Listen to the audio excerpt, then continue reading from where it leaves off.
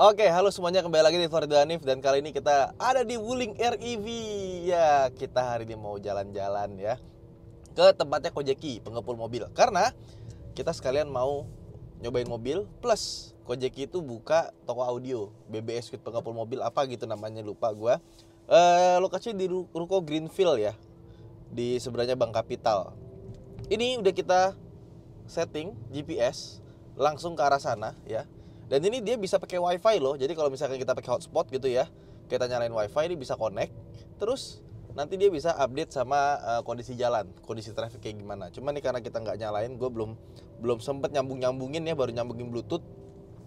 Dan ini bagus loh petanya, gambarnya tuh ya, nggak terasa kayak ini loh, kayak mobil murah.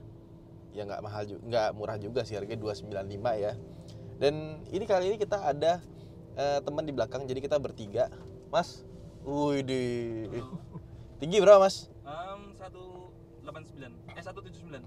Oh 79. Gimana di belakang rasanya? Masih lega. Kaki? Kaki oke, aman nih. Aman? Masih ada 10 cm sisa. Oh aman ya, cuma sok keras ya belakang ya? Kok lumayan kerasa. Lumayan berasa ya, apalagi kalau dihajar langsung ya. Oke, jadi ternyata buat diisi bertiga belakang dengan 179 tidak kesempitan ya. Gue agak miss sih. Soalnya emang dia bentuk interiornya tuh dibikin kayak tinggi gitu loh. Duduk kita tuh kayak duduk sempurna, makanya nggak sempit. Beda sama mungkin sedan yang duduknya tuh agak rebah, kakinya harus masukin ke dalam gitu kan, ke dalam bawah jok. Ini tuh enggak. Ini sekarang kita ada di 84%, 16 km. Gue nggak ngerti ini gimana cara ngerisetnya ya. Oke. Tripnya ini nggak bisa di reset, 3,8 tok. Jadi kayaknya baru nyala dia langsung kenain ini nih, 3,8 km. Nah ini kita ngegas, dapat seberapa, dan ini kita di mode eco. Nanti kita sampai tempatnya Kojeki, kita lihat kita jalan berapa kilometer ya. Pokoknya jalan 3,8 ini. Dia akan ngereset setelah kita matiin mesin. Oke, jadi kita langsung ke sana aja dan kita akan coba impresinya gimana kalau mobil sekecil ini kita bawa di jalan tol. Yuk. Ternyata kita nggak jadi masuk tol ya, karena kalau dilihat dari sini kita ternyata nggak boleh disuruh masuk tol. Tadi pas mau masuk tol ada gambarnya gitu loh, kita harus lewat kiri, nggak masuk tolnya. Keren banget. Ini kayaknya pakai semacam tom-tom ya GPS-nya. Jadi tadi kayak ada gambar gerbang tolnya, kita disuruh ambil yang kiri bukan yang lurus. Nah kita akan masuk tol nanti di daerah Semanggi kayaknya ya. Ya kurang lebih gitu deh.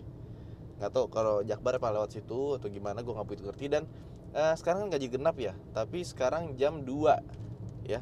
Oh enggak, sorry, sekarang nyampe ya bakal jam 2. Sekarang jam berapa ya? Nggak berhenti ya. Sekarang jam 13.56. Mundur. Harus bener-bener diberhentiin ternyata. Jadi ya, ini harus masuk ke A ya, auto hold-nya harus nyala. Kalau enggak nanti dia mundur. Pas lagi ini kan tanjakan ya, dia itu nggak ada hill hold controlnya, tapi dia langsung ikut sama si auto holdnya.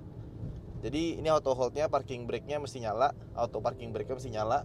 Kalau nggak nanti nanti dia mundur. Dan dia itu kalau misalkan lagi berhenti, dia tuh nggak kayak Ioniq 5 yang kayak mobil Matic, kalau dilepas remnya dia maju. Ini enggak, jadi harus diinjek gas baru dia maju. Coba akselerasinya ya, ini mode eco, kita gas.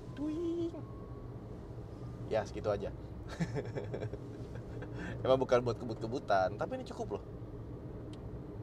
Gimana kalau di jalan begini, enak belakang? Enak ya? Enak, nyaman. AC nyampe nggak ke belakang?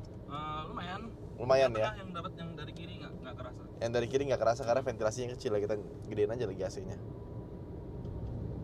Dia nggak kayak Ioniq ya. Ioniq kalau fan-nya digedein, dia range-nya berkurang. Ini enggak. Dan range kita masih 248 nih. Udah kurang 3%. Sekarang jalan 5,5 km. Oke. Dia nggak ada tulisan kita per kilowatt tuh ngabisin berapa kilometer sih. Nggak ada tulisannya gitu ya. Cuma gitu doang. Kayak rumah sakit tuh nggak? Digas tuh naik. Tut.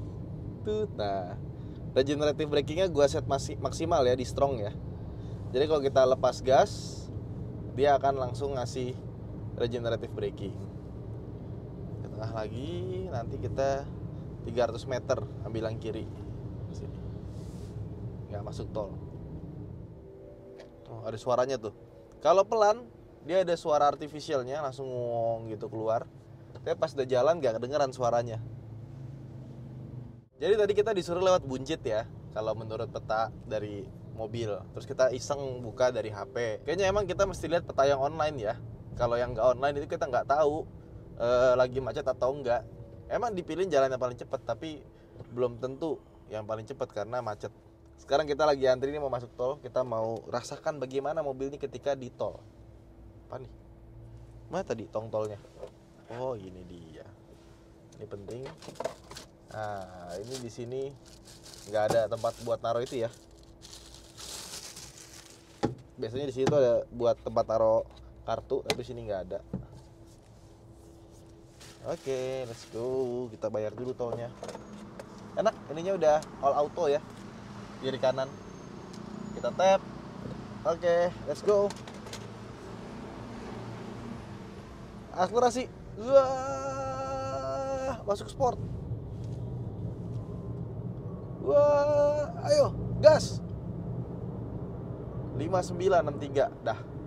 Dan ini engine brake-nya meskipun dia ditaruh di paling strong, tapi ternyata nggak strong-strong amat, masih strong di Ioniq 5 ya, lebih berasa. Apalagi kalau pakai pedalnya. Tapi ya ini mobil meskipun kecil, karena posisi duduknya tinggi, kita tuh nggak berasa kecilnya gitu.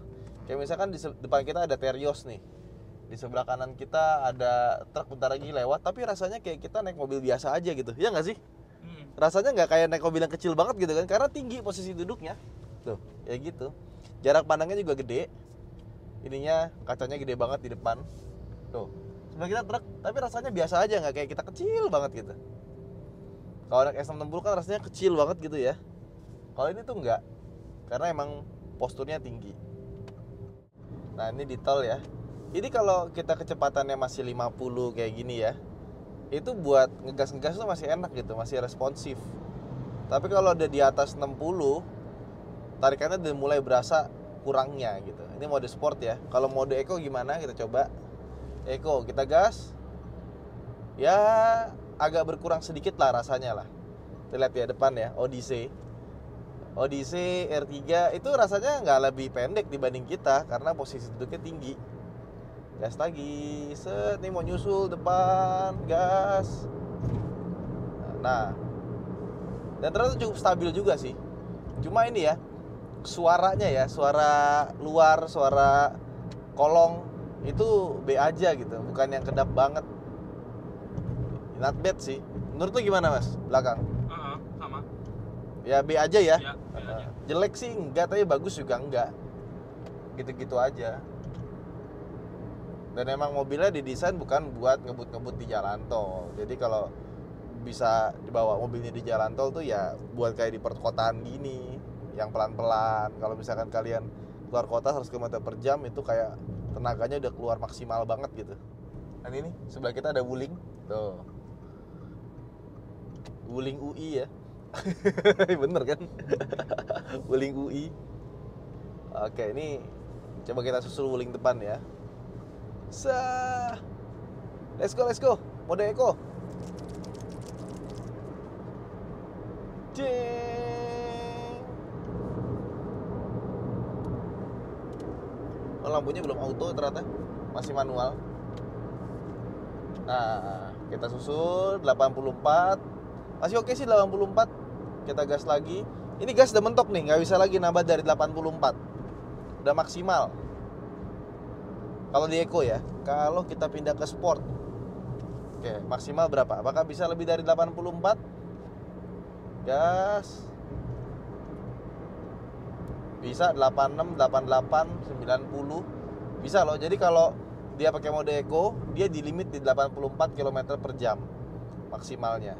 Kalau sport bisa lebih. Normal coba. Eco normal ya.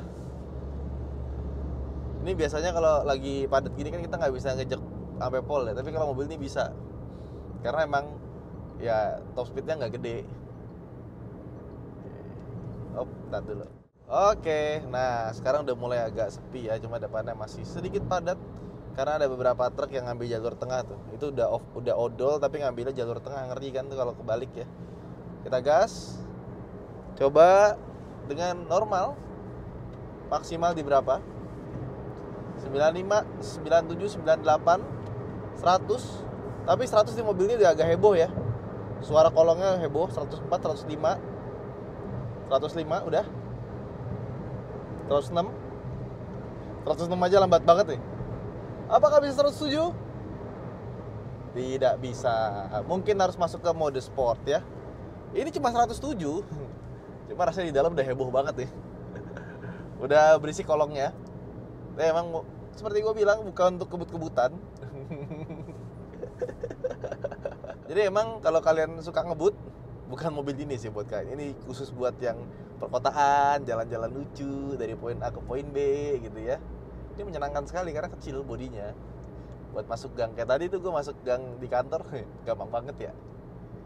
Nah ini di tol di dalam kota tuh rata-rata segini 60, 80, ini 59, 60. Cukup mobilnya. Cukup banget. Dan penghematannya sih luar biasa sih. Jadi 1 kilowatt ya. 1 kilowatt tuh bisa jalan sekitar 10 sampai 12 km. Kalian tahu 1 kilowatt berapa listrik? 1.600 perak per kilowatt. Jadi bayangin dengan 1.600 perak kalian bisa jalan 10 sampai 12 km. Kalau bensin biasa, let's say Pertamax lah 14.500 kan. Anggap mobilnya bisa 110 atau 12. Dengan angka yang sama, jarak yang sama. Jadi bedanya itu kira-kira pengeluarannya itu sekitar cuma 10%-nya aja, hampir 10%-nya. Jauh ya. Dan semakin dipakai di kota, dia akan semakin irit. Semakin dibawa jarak jauh semakin kenceng, dia semakin boros. Ya sama sih.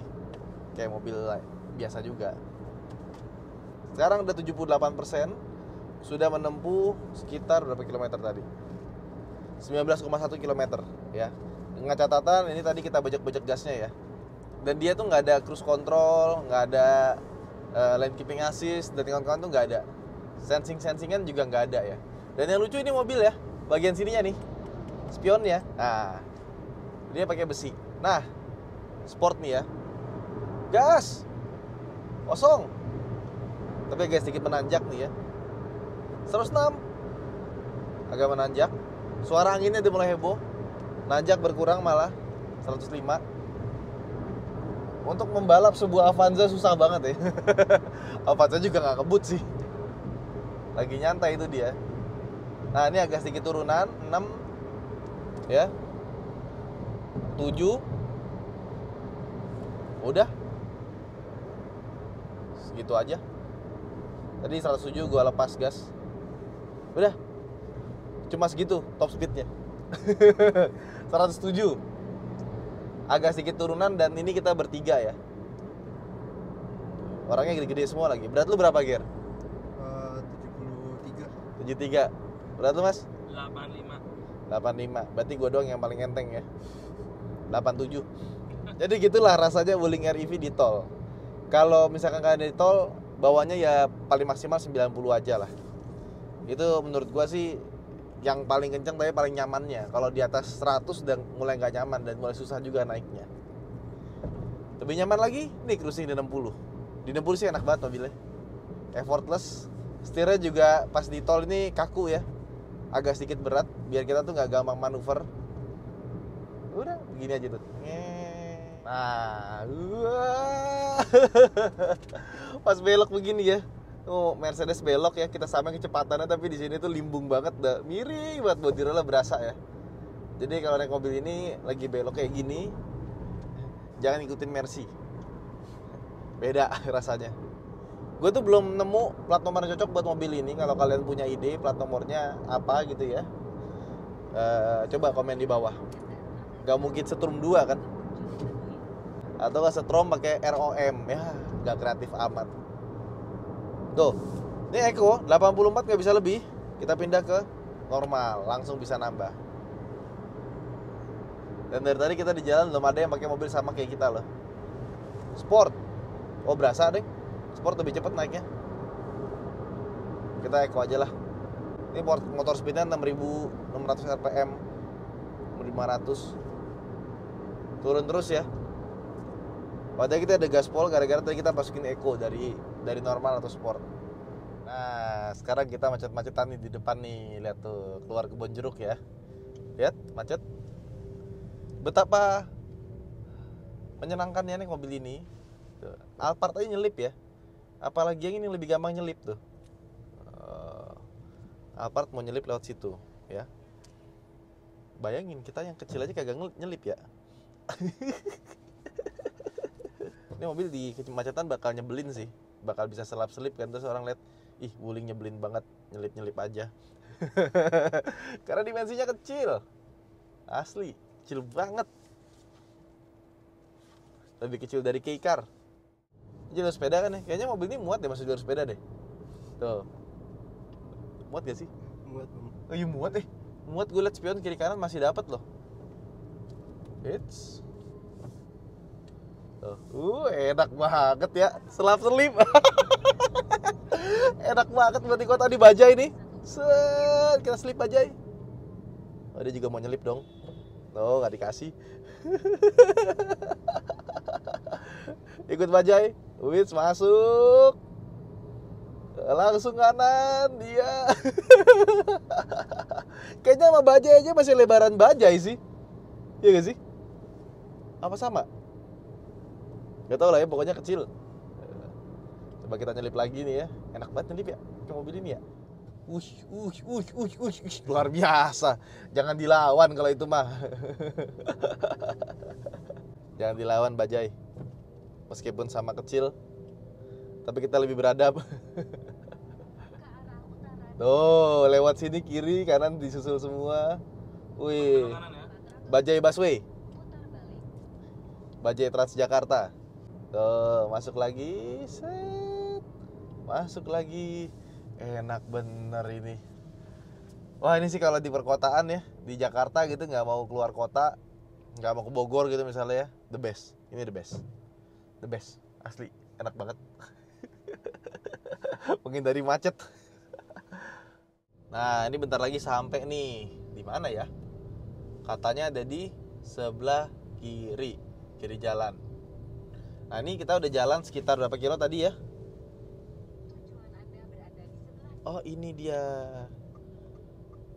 Nah, kita jalan 31 km dan berkurangnya 10%. Tadi berangkat 84, sekarang 74% ya. Wah. Luar biasa. Dari pasar Minggu ke Kebon Jeruk cuma berkurang 10%. Dan ternyata mobil ini dipakai di tol masih cukup stabil ya. Nggak bikin goyang-goyang gimana yang menakutkan gitu. Majuin lagi dikit kali. Udah cukup. Up.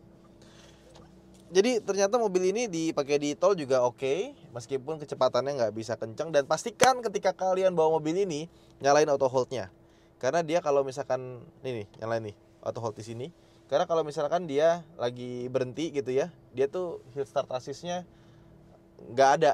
Jadi harus pakai auto hold. Kalau pakai auto hold kita lepas dia nggak turun. Oke, ya wes, yuk kita ke tempatnya pengepul mobil dulu. Buat teman-teman yang suka dengan vlog ini jangan lupa untuk like dan subscribe. Saya Danif, sampai jumpa di vlog berikutnya. Bye bye.